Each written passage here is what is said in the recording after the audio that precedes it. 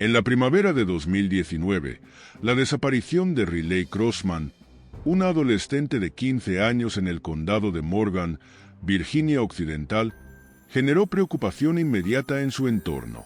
Su familia y amigos sabían que Riley era más madura y responsable que otros jóvenes de su edad, por lo que no parecía alguien que se marchara sin avisar. Sin embargo, conservaban la esperanza de que todo se tratara de una confusión y que pronto regresaría. Esa esperanza se desvaneció de manera trágica 8 días después, cuando su cuerpo fue encontrado dentro de una bolsa de basura junto a una carretera. Para agravar aún más la situación, el principal sospechoso era alguien que debía haberla cuidado y protegido, ya que en ese momento tenía una relación con su madre. Antes de continuar, enviamos nuestras más profundas condolencias a los seres queridos de Riley. Riley nació el 22 de diciembre de 2003 en Martinsburg, Virginia Occidental, una ciudad pequeña de aproximadamente 20,000 habitantes, situada cerca de Maryland, Virginia y Washington, D.C. Su costo de vida accesible, su bajo índice de criminalidad y su ambiente de pueblo tranquilo la convierten en un lugar ideal para criar una familia. Desde niña, Riley sentía un gran cariño por su hermana menor, Jade, y estaba muy unida a sus hermanos mayores, Ryder y Iker. Su infancia transcurrió sin grandes sobresaltos, pero la separación de sus padres marcó un punto difícil en su vida. Aunque visitaban con frecuencia a su padre en Martinsburg, ella y sus hermanos vivían con su madre, Chantel, en Berkeley Springs, a unos 40 kilómetros de distancia. Más adelante, Andy McCully, la pareja de su madre, se mudó con ellos. Quienes la conocían la describían como una joven afectuosa, responsable, creativa y con un carácter fuerte, aunque más ingenua que otras chicas de su edad. Riley tenía muchos amigos, disfrutaba de una vida social activa y destacaba académicamente. Para 2018, era una joven feliz y con un futuro prometedor, que se volvió aún más brillante cuando conoció a su novio, Hayden Laffey. Desde el inicio, ambos sintieron una gran conexión. Presentaron a sus familias y asistieron juntos a 2 bailes escolares en la secundaria de Berkeley Springs. Cuando no podían verse en persona, se mantenían en contacto constante a través de mensajes, llamadas y videollamadas por FaceTime. El martes 7 de mayo de 2019 amaneció como cualquier otro día ordinario. La temperatura era cálida, un anticipo de la llegada del verano, y Riley asistió a la escuela como de costumbre. Al regresar a casa poco después de las 3 de la tarde, encontró a su madre, Chantel, dormida en el sofá. No le sorprendió verla así, pues sabía que, además de sentirse mal, estaba agotada por la carga de 2 trabajos. Riley, siempre atenta, trató de no molestarla, pero eventualmente la despertó para asegurarse de que no llegara tarde a su turno nocturno. Con su madre fuera, Riley pasó la tarde en compañía de sus hermanos, su abuela Debbie y Andy McCully, el novio de Chantel. Durante esas horas, todo parecía normal. Reían, conversaban y compartían como cualquier familia. Sin embargo, cuando su abuela se fue a las 7:30 de la tarde, Riley se retiró a su habitación para hacer una videollamada con su novio, Hayden. La conversación, que al principio era solo un momento más entre ellos, pronto derivó en una discusión. Hayden tenía programado un viaje escolar a Washington, D.C. para el día siguiente, y Riley no podía evitar sentirse inquieta ante la posibilidad de que él pasara demasiado tiempo con sus compañeras de clase. Los celos y la inseguridad generaron tensión entre ellos hasta que, finalmente, Hayden se quedó dormido alrededor de las 10 de la noche, dejando la conversación inconclusa. Pero lo más perturbador de esa noche estaba por ocurrir. A las 11:01 de la noche, Riley envió un mensaje que cambiaría todo. Andy está en mi habitación, no digas nada para que no escuche. El tono del mensaje dejaba claro que algo no estaba bien. 12 minutos después, un segundo mensaje fue aún más aterrador. Tengo miedo, amor. Ese fue el último mensaje que Hayden recibiría de Riley. Horas más tarde, cuando Chantel regresó del trabajo, pasó por la habitación de su hija para asegurarse de que estuviera bien.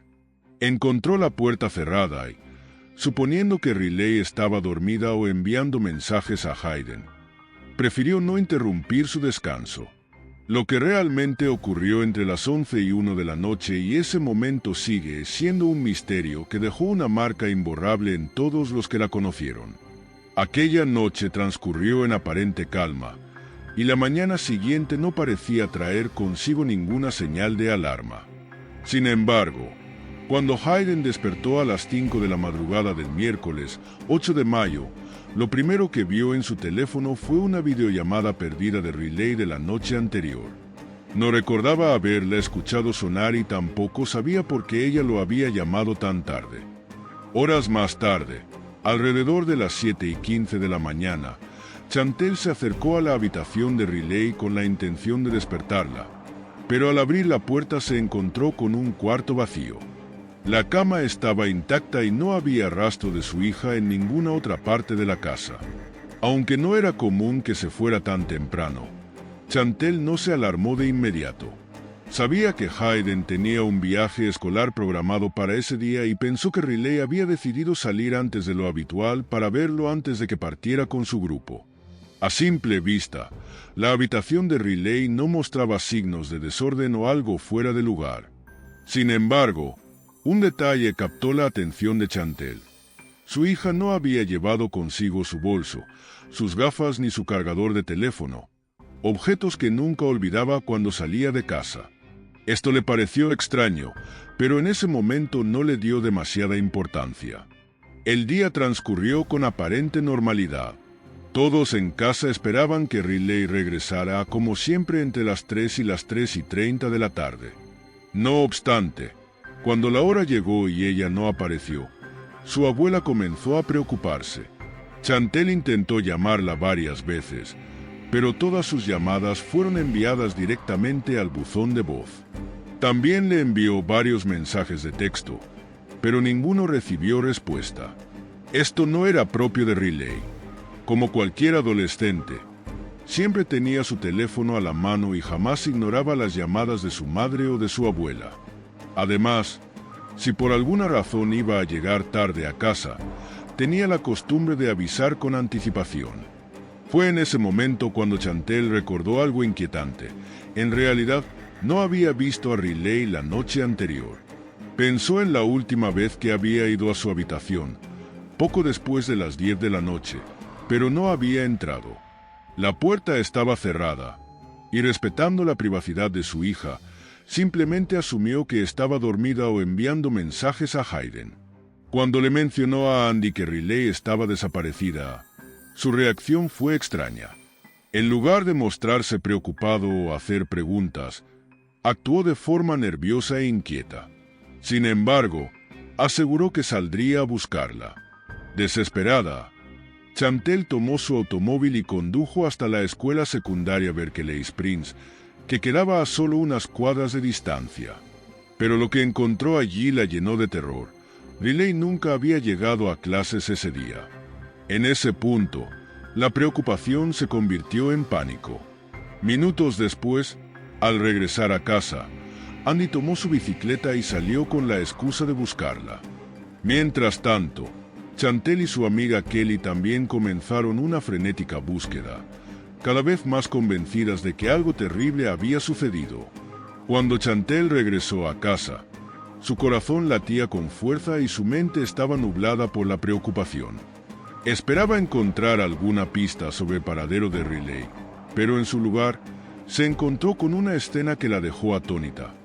Andy estaba profundamente dormido en el sofá, como si nada hubiera ocurrido. En ese instante, una ola de ira y frustración la invadió. ¿Cómo podía estar tan tranquilo cuando su hija estaba desaparecida? Su instinto materno le decía que algo horrible había sucedido, pero no tenía idea de qué. Intentando mantener la calma, Chantel pensó en quién podría tener información sobre Riley, y el primer nombre que le vino a la mente fue Hayden. Si alguien sabía algo, tenía que ser él. Sin perder tiempo, lo llamó, esperando desesperadamente que le dijera que Riley estaba con él o que al menos hubiera hablado con ella. Sin embargo, la respuesta que recibió solo aumentó su angustia. Hayden aseguró que no había tenido ningún contacto con Riley en todo el día. No le había enviado mensajes, no la había visto y ni siquiera había recibido una llamada de ella. Fue en ese momento cuando Chantel sintió que el pánico se apoderaba de su cuerpo. Sin dudarlo, tomó su teléfono y marcó el 911.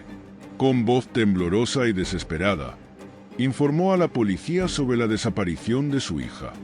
Las autoridades suelen tardar en reaccionar ante la desaparición de adolescentes, ya que en muchas ocasiones se trata de casos en los que los jóvenes se van por su cuenta y regresan 1 o 2 días después, sanos y salvos. Sin embargo, en el caso de Riley, todo indicaba que no se trataba de una simple escapada. Su padre, Lance, junto con todos sus amigos y familiares, estaban seguros de que esto no era propio de ella. Riley era una joven responsable y considerada. Jamás habría desaparecido sin avisar, sabiendo la preocupación que causaría. Además, tenía solo 15 años, no sabía conducir y no tenía recursos para irse lejos por su cuenta. A medida que pasaban las horas, el miedo de Chantel crecía. Nadie sabía dónde estaba Riley ni qué le había ocurrido. Solo había 2 explicaciones posibles, y ambas eran aterradoras. O había sufrido un accidente, o alguien se la había llevado en contra de su voluntad. La policía comenzó la búsqueda en los alrededores de la escuela y la casa de Riley. Interrogaron a sus familiares y hablaron con sus amigos en un intento de reconstruir las últimas horas antes de su desaparición. Fue entonces cuando una revelación inquietante salió a la luz. Uno de sus amigos confesó que Riley podría no haber regresado a casa porque tenía miedo de Andy McCauley. Los investigadores ya tenían información sobre Andy, y lo que sabían no era nada alentador. Su historial criminal era extenso y preocupante.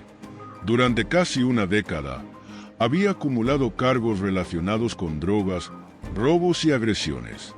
No cabía duda de que, desde el primer momento, se había convertido en una pieza clave en la investigación. Lo siento, amigo. Van a traer al perro para que olfatee y vea si puede seguir algún rastro. Pero no me importaría hablar contigo un momento si tienes un minuto. Sí, claro. ¿Cuándo fue la última vez que la viste? Como a las 9, tal vez 10 de la noche. ¿Y en qué contexto fue eso? Ella estaba aquí en la casa. Nuestra abuela estuvo aquí hasta como las 7. Creo que fue algo después de las 7 cuando se fue. Los niños estaban aquí conmigo, ¿cierto? Ella estaba en el trabajo hasta las 10, creo que fue. Está bien. ¿Y a qué hora se fue a la cama? ¿Yo? No, la niña. Se fue a la cama probablemente... Bueno, no sé exactamente a qué hora, pero todos los niños ya estaban en la habitación como a las 9 o 9:30. De acuerdo. Sí, los niños estaban aquí. Ryder estaba aquí. Recer estaba aquí. Yo estaba allí. Está bien. Y ella estaba arriba. Subió las escaleras. ¿Esa fue la última vez que la viste? ¿Se fue en la mañana? No, yo me levanté a las 4 de la mañana y me fui a las 5. ¿A dónde fuiste a trabajar? Ahora estoy trabajando en Martin, en construcción. ¿Estuvo aquí anoche? No. Me refiero a la noche anterior. ¿Hay alguna razón por la que se iría? No. Está bien, porque hay rumores circulando. La gente nos dice que ella tenía miedo de volver a casa. No sé si eso es cierto. Ya sabes cómo es la gente a veces. No, nada de eso. Entonces, ella no tendría razón para irse. No, nunca fue así. ¿Ella dijo algo? Nada, ni siquiera estaba en casa, ¿verdad? Ella estaba trabajando. Pero dicen que tuvo una discusión contigo y que no quería volver a casa. No, para nada. Puedes preguntarle a su abuela. Ella estaba aquí lavando los platos y todo. Su abuela estuvo aquí hasta las 7:30. Todo estaba bien entonces. Sí, todo estaba bien. Bueno, cualquier cosa, cualquier detalle que nos ayude, nos avisas. Si tuviera algo que pudiera ayudarles, lo haría, hermano. Andy decidió someterse a una prueba de polígrafo. Al no estar detenido, acudió voluntariamente a la estación. Sin embargo, los resultados no fueron concluyentes debido a que estaba bajo los efectos de sustancias en ese momento. Más tarde, investigadores del condado de Morgan y la Policía Estatal de Virginia Occidental lo interrogaron sobre su paradero la noche del 7 de mayo. Inicialmente, Andy afirmó haber dormido toda la noche hasta la mañana siguiente, pero los registros de su teléfono indicaban otra historia. Había enviado múltiples mensajes a un amigo alrededor de las 2:30 de la madrugada del 8 de mayo. Ante la evidencia, terminó confesando que en realidad había salido de casa a esa hora para comprar drogas, pues estaba atravesando un fuerte síndrome de abstinencia y no soportaba la sensación de malestar. No conduzco, déjame conducir. Yo conduzco. ¿Está enojada contigo? No, no está enojada conmigo. Solo está molesta porque me drogué. Me dijo que si no hubiera estado afuera a las 2:30 de la mañana, no tendríamos que estar pasando por todo esto. Y ahora, en lugar de ayudar a buscarla, estoy atrapado aquí por 2 horas. Debería estar allá afuera buscándola. ¿Sabes a lo que me refiero? Andy aseguró que aquella mañana se despertó alrededor de las 4 de la madrugada y que, tras prepararse, salió a trabajar 1 hora después. Según él, pasó todo el día en un sitio de construcción en la subdivisión de Red Hill, ya que en ese momento trabajaba en una empresa local. Sin embargo, la versión del dueño de la empresa era completamente distinta. Según el jefe, Andy le pidió 3 bolsas de basura industriales y le dijo que tenía que ir a limpiar otro sitio de trabajo. Lo extraño fue que, cuando regresó varias horas después, su aspecto estaba totalmente desaliñado. Su ropa estaba arrugada y fuera de lugar, y sus zapatos desatados, como si se hubiera vestido a toda prisa.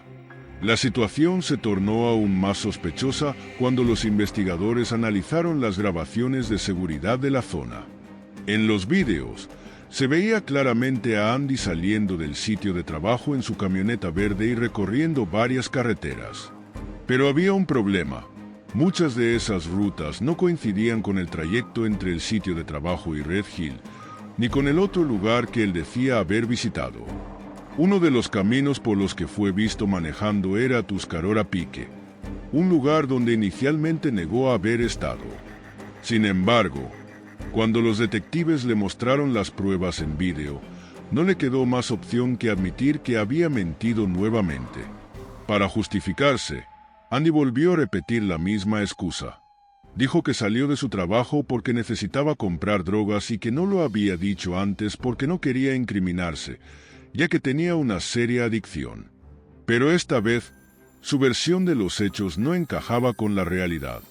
Uno de sus compañeros de trabajo reveló que Andy ya tenía cocaína en su poder ese día, por lo que no tenía motivo para salir a comprar más. Este dato fue clave para los investigadores, quienes se dieron cuenta de que Andy había pasado esas 4 o 5 horas en algo mucho más turbio que comprar drogas. Y todo apuntaba a que estaba involucrado en la desaparición de Riley. El cabo Luke Chambo, del departamento del sheriff del condado de Morgan, no tenía dudas. Andy había mentido sobre casi todo. Había cambiado su historia en varias ocasiones y, a medida que la investigación avanzaba, sus contradicciones se volvían más evidentes. Tanto los oficiales como los detectives estaban convencidos de que él sabía más de lo que decía y que, de alguna manera, estaba implicado en la desaparición de Riley. Solo necesitaban pruebas concretas para incriminarlo y, con suerte, encontrar a la joven antes de que fuera demasiado tarde. Pero entonces, un hallazgo inquietante encendió las alarmas. Dentro del dormitorio de Riley, los peritos encontraron restos de saliva y ADN en una almohada, lo que reforzó el temor de que algo terrible le había sucedido. A medida que pasaban los días sin rastro de la joven, hasta sus seres queridos más optimistas comenzaron a perder la esperanza. Y entonces, el 16 de mayo de 2019, todo se derrumbó. Ese sábado por la mañana, un grupo de trabajadores descubrió un cuerpo abandonado dentro de varias bolsas de basura negras. Estaban esparcidas a lo largo de un terraplén en Tuscarora Pique, a unos 40 kilómetros de la casa de Riley, en Berkeley Springs. La descomposición del cadáver era tan severa que la identificación inmediata era imposible, pero algo era claro. Se trataba de una joven mujer o una adolescente. Los detalles de la escena del crimen eran inquietantes. La víctima vestía una camiseta enrollada alrededor del cuello y los hombros y unos pantalones cortos de mezclilla desgarrados, desabrochados y medio desabotonados. Pero lo que más desconcertó a los investigadores fue que su ropa interior estaba extrañamente subida hasta la cintura, de una forma que sugería que alguien más la había colocado ahí. Además, en el área se encontraron tornillos dispersos y una sustancia blanca desconocida en los zapatos de la víctima. Para los detectives, todo indicaba que era Riley, pero antes de informar a la familia, debían confirmar la identidad con pruebas científicas. Sin embargo, alguien sí recibió la noticia antes que los padres de Riley, Andy. La razón era simple. Los investigadores querían ver su reacción. Para ese momento, ya era el sospechoso número 1, y cualquier gesto, palabra o reacción podría delatarlo aún más. Cuando los oficiales le mencionaron que habían encontrado un cuerpo cerca de Tuscarora Pique, la reacción de Andy fue inmediata y sospechosa. Se mostró nervioso y alterado, y en lugar de preguntar detalles sobre el hallazgo, su primera reacción fue cuestionar si ya sabían quién era la víctima. Los investigadores, manteniendo la estrategia, le dijeron que todavía no se había identificado oficialmente y que los padres de Riley aún no habían sido notificados. La respuesta de Andy fue desconcertante. Dijo que esperaba que no fuera Riley, que la consideraba como una hija y que la amaba como si fuera su propia familia. Pero el destino ya estaba escrito. Al día siguiente, el cuerpo fue enviado a la oficina del jefe médico forense en Charleston, Virginia Occidental, donde se realizó la verificación con registros dentales. Finalmente, la verdad salió a la luz. El cuerpo encontrado en Tuscarora Pique era, sin duda, Riley. El hallazgo del cuerpo de Riley Crossman en un estado avanzado de descomposición representó un gran obstáculo para los forenses, ya que no pudieron determinar con precisión la causa exacta de su muerte. Sin embargo, los expertos coincidieron en que se trató de un homicidio. Durante la investigación, se descubrió que la extraña sustancia blanca en los zapatos de Riley era masilla para paneles de yeso, un hallazgo inquietante, ya que Andy McCauley no pudo justificar por qué había tornillos similares a los encontrados en la escena del crimen dentro de su camión y su cinturón de herramientas. Las pruebas eran abrumadoras. Los investigadores concluyeron que el 7 de mayo, Andy había ingresado a la habitación de Riley sin previo aviso y la atacó por la espalda mientras ella se encontraba acostada boca abajo en su cama. Se cree que la asfixió, ya sea con sus propias manos o utilizando una almohada para sofocarla.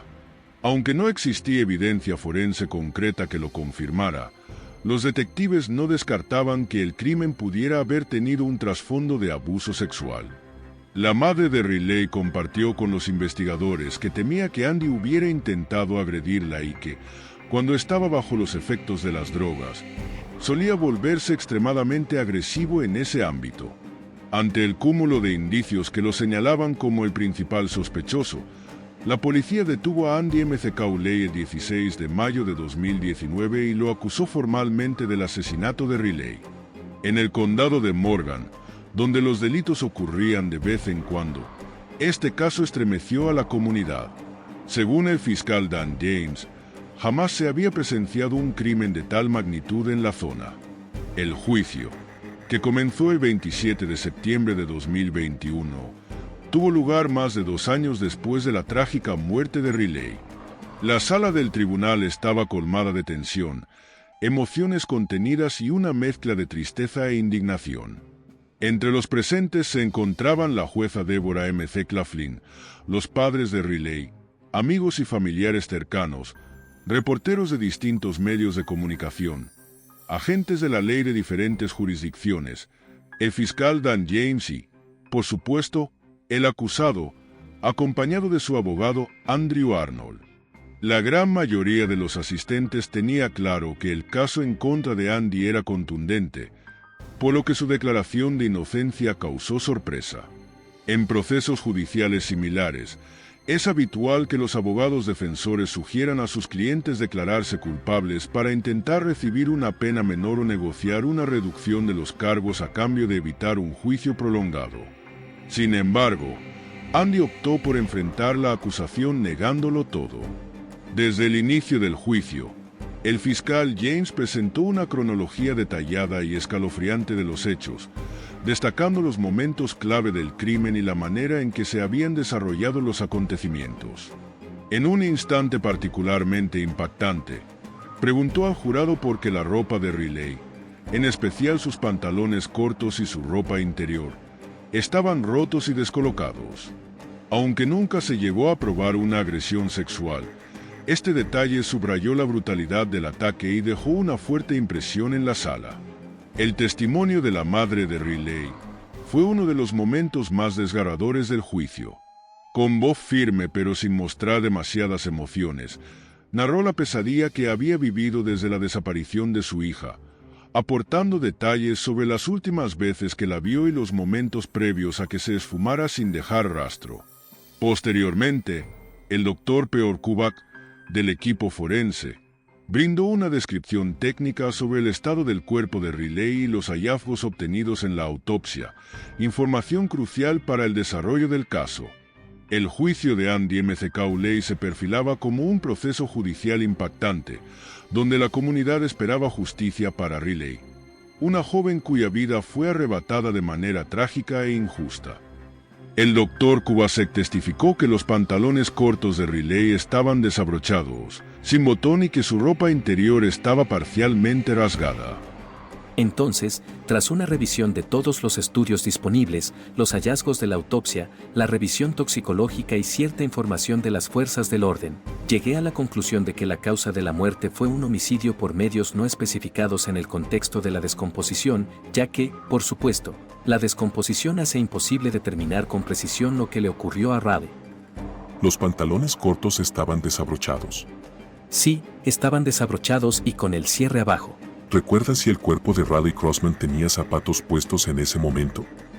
Tenía un zapato puesto. ¿Recuerdas si el zapato estaba atado o desatado? Recuerdo que estaba desatado. ¿Recuerda haber visto algún material blanco similar a tiza adherido al zapato? Sí, había algo.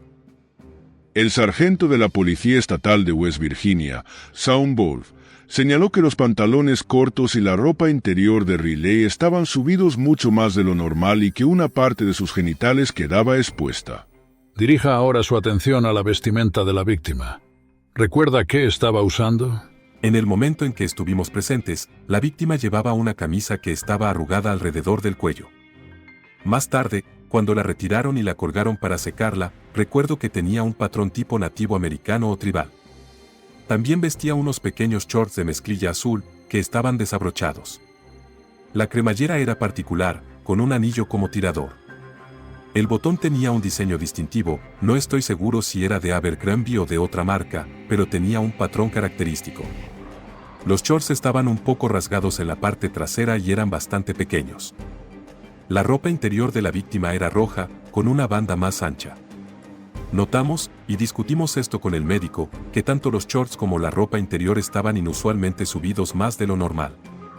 No se veían como si hubieran sido puestos de manera natural.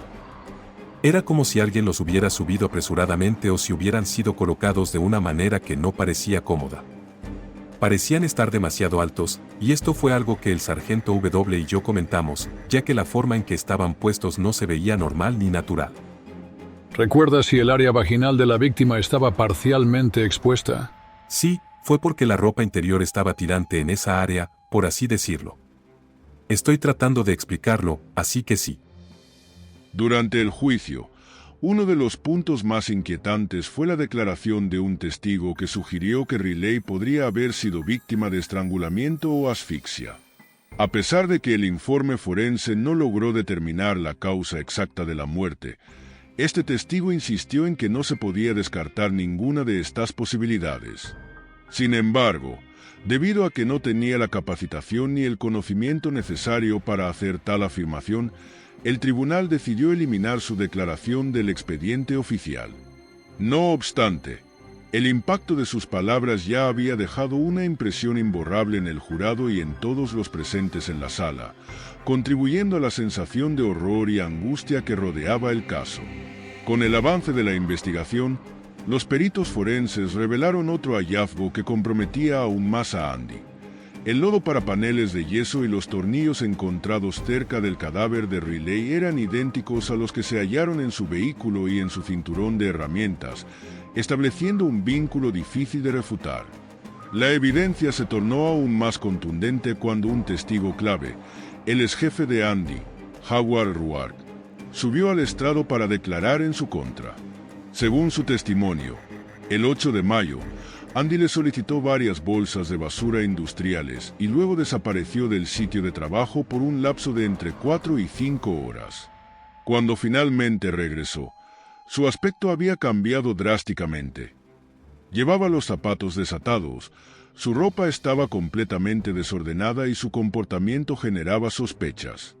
Este testimonio, sumado a las pruebas materiales, no hizo más que fortalecer la teoría de los fiscales de que Andy estaba directamente involucrado en la desaparición y muerte de Riley. ¿Te respondió? Sí, dijo que ella ni siquiera sabía que él se había ido. ¿Tuviste alguna otra comunicación con Chantel? No lo creo. ¿Esa comunicación fue antes o después del almuerzo?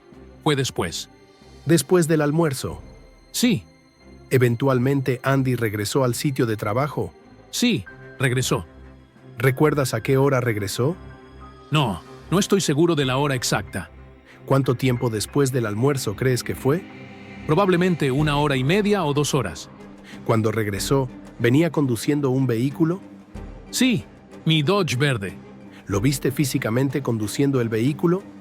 Sí, él llegó manejándolo. ¿Qué recuerdas sobre Andy? ¿Lo viste bajar del vehículo? Sí, lo vi. ¿Qué recuerdas de cuando bajó del vehículo? Se bajó de la camioneta. Noté que tenía los zapatos desatados y que estaba acomodándose la ropa. Caminó hacia mí y me dijo: «Es mi culpa, hermano. Trabajo hasta tarde si es necesario». Yo le respondí: «Todo bien. Solo me alegra tener la camioneta de vuelta». ¿Le preguntaste dónde había estado durante las últimas 4 o 5 horas? No le pregunté.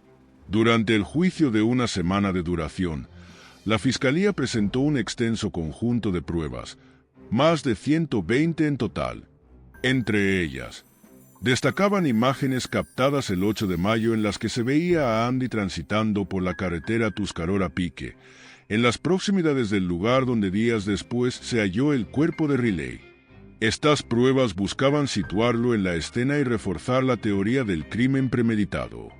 En su intervención final, el fiscal James insistió en que el asesinato no fue un acto impulsivo, sino algo planificado con antelación. Subrayó además la crueldad del hecho, recordando al jurado el tiempo prolongado que toma la muerte por asfixia o estrangulamiento, un lapso en el que el agresor podría haber desistido si hubiera querido. Sin embargo, no lo hizo, lo que evidenciaba su intención de matar. A medida que el juicio llegaba a su desenlace, el juez explicó al jurado que, en caso de declarar culpable a Andy de asesinato en primer grado, tendrían la opción de añadir una recomendación de clemencia a su sentencia. Esto significaba que, aunque recibiera la pena máxima, podía llegar a ser elegible para libertad condicional en el futuro. Esta decisión quedaría en manos del jurado, quienes debían deliberar sobre el destino de Andy basándose en las pruebas y testimonios presentados. En este punto del juicio, el jurado ha alcanzado un veredicto de culpabilidad por asesinato en primer grado. Esto conlleva 2 posibles escenarios. Si el veredicto no incluye clemencia, el acusado será sentenciado automáticamente a cadena perpetua sin derecho a libertad condicional y, por el contrario, si el jurado decide otorgar clemencia, el acusado tendrá la posibilidad de solicitar la libertad condicional después de haber cumplido 15 años en prisión. Es fundamental comprender que la clemencia no implica una liberación automática. Pasados 15 años, el acusado podrá presentar su solicitud ante la Junta de Libertad Condicional, la cual evaluará si es apto para reintegrarse a la sociedad. Esta decisión estará en manos de la Junta y no existe garantía alguna de que la solicitud sea aprobada. Además, la decisión de conceder clemencia debe ser unánime. Al igual que con el veredicto de culpabilidad, todos los miembros del jurado deben coincidir en si el acusado merece o no la posibilidad de solicitar la libertad condicional en el futuro. No se requiere que ninguna de las partes pruebe este punto, sino que el jurado deberá considerar los argumentos expuestos y decidir en conjunto. Esto significaba que, si se otorgaba clemencia, Andy podría ser elegible para libertad condicional en 15 años. Pero antes de que el jurado abandonara la sala para deliberar sobre la clemencia, el padre de Riley, Lance, tomó el estrado. Gracias, Dan. Miembros del jurado, gracias por escucharme. ¿Cómo se resume la vida de un hijo? ¿Cómo puedo explicar lo que ella significaba para nosotros? No puedo. Riley era el tipo de hija que cualquiera esperaría tener algún día.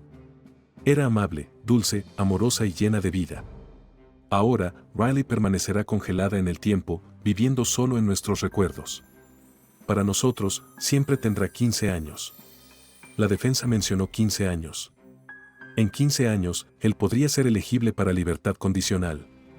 Pero ella solo tuvo 15 años. Eso es todo lo que tuvo. 15 años. Así que, si esto es un caso de clemencia, como dijo el señor James, ¿dónde estuvo la clemencia en este crimen? ¿Dónde estaba la clemencia cuando él entró a su habitación, el lugar donde se suponía que debía sentirse segura? ¿Dónde estaba la clemencia cuando la atacó? ¿Dónde estaba la clemencia cuando la metió en una bolsa de basura y la arrojó al costado de la carretera como si fuera basura? Los abogados defensores de Andy se esforzaron en explicar que conceder clemencia no garantizaba que su cliente obtuviera la libertad condicional en 15 años, sino que simplemente significaba que una junta de libertad condicional podría revisar su caso en ese tiempo. Así que quiero que quede claro que la inclusión de la palabra clemencia no significa una concesión automática de libertad condicional, de ninguna manera. Al pedirles que adjunten clemencia a este veredicto, no les estamos solicitando que otorguen la libertad condicional después de 15, 18 o 21 años. La Junta de Libertad Condicional considerará el caso de alguien que enfrenta una sentencia de por vida después de 15 años, pero si no le conceden la libertad, solo volverán a reconsiderarlo en intervalos de 3 años. En realidad, no les pedimos que otorguen la libertad condicional en absoluto. Lo que solicitamos es que dejen esa cuestión tan importante para un futuro lejano, en manos de otro organismo, la Junta de Libertad Condicional, cuya obligación principal es la seguridad de la comunidad, la retribución justa y equitativa, y la gestión ordenada del sistema penitenciario. Después, el jurado tardó menos de 20 minutos en declarar a Andy McCauley culpable de asesinato en primer grado, muerte de un niño a manos de su tutor por abuso infantil y ocultamiento de un cuerpo. Nosotros, los miembros del jurado, respecto a las cuestiones planteadas, declaramos al acusado Andrew McCauley Jr. culpable de asesinato en primer grado en el cargo 1 de asesinato. El jurado, de manera unánime y sin sorpresas, decidió no otorgar clemencia en el veredicto. Como resultado, el juez Mlin sentenció a Andy a cadena perpetua sin posibilidad de libertad condicional el 4 de noviembre de 2021. Durante la lectura de la sentencia, Andy se mantuvo impasible y se negó a hacer declaraciones. Al concluir el juicio, la madre de Riley, Chantel, el fiscal James y varios oficiales e investigadores que trabajaron en el caso expresaron su descontento porque la pena de muerte no estaba contemplada en la legislación de Virginia Occidental. Actualmente, Andy McCauley cumple su condena en el complejo correccional Mount Olive, ubicado en el sur del estado. Si este caso te pareció impactante, no olvides darle me gusta al video, dejar tu opinión en los comentarios y suscribirte al canal. Además, activa la campana de notificaciones para estar al tanto cada vez que revelemos un nuevo caso escalofriante. Hasta la próxima, mantente alerta y cuida tu entorno. Nunca sabes qué puede acechar en las sombras.